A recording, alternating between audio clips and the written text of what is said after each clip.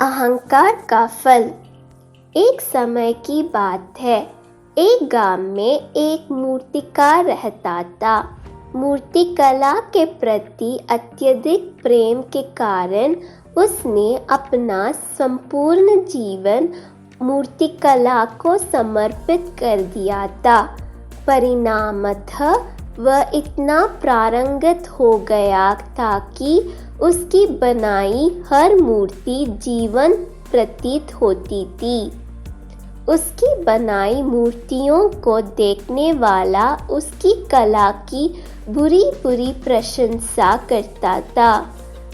उसकी कला के चर्चे उसके गांव में ही नहीं बल्कि दूर दूर के नगर और गांव में होने लगी।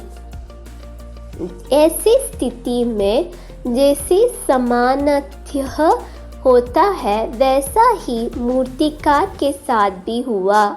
उसके भीतर अहंकार की भावना जागृत हो गई।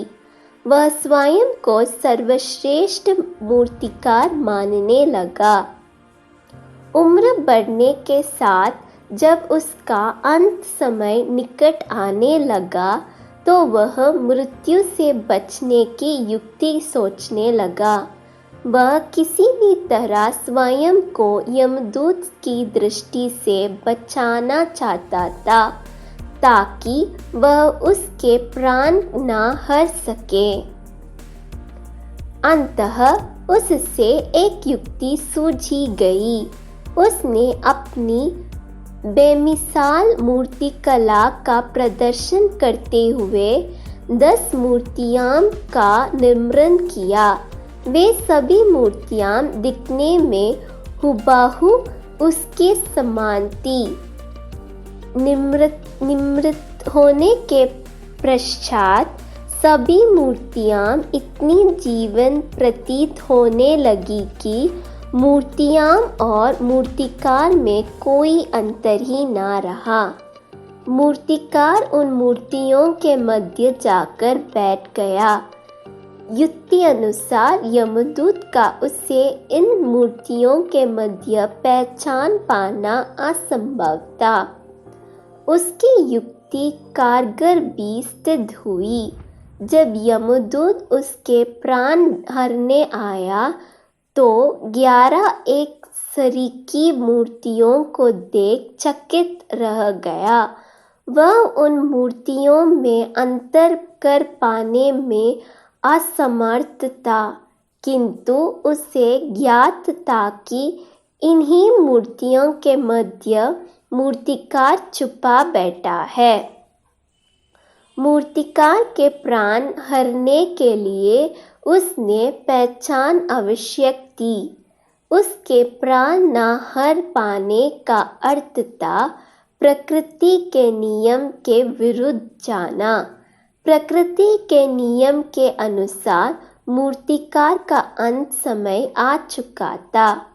मूर्तिकार की पहचान करने यमदूत हर मूर्ति को तोड़कर देख सकता था, किंतु वह कला का अपमान नहीं करना चाहता था। इसलिए वह इस समस्या का उसने एक अलग ही तोड़ निकला। उसे मूर्तिकार के अहंकार का बोध था। अंततः उसके अहंकार पर चोट करते हुए वह बोला, वास्तव में सब मूर्तियां कला, महत्ता और सौंदर्य का अद्भुत संगम है, किंतु मूर्तिकार एक सृष्टि कर बैठा। यदि वो मेरा सम्मुख होता तो मैं उसे उस सृष्टि से अवगत करा पाता। अपनी मूर्ति में सृष्टि की बात सुन अहंकारी मूर्तिकार का अहंकार जाग गया। उससे रहा नहीं गया और झट से अपने स्थान से उठ बैठा और यमदूत से बोला, सृष्टि असंभव। मेरी बनाई मूर्तियां सर्वदा सृष्टिहीन होती है।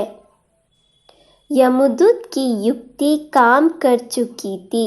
उसने मूर्तिकार को पकड़ लिया और बोला, बेजान मूर्तियाँ बोला नहीं करती और तुम बोल पड़े।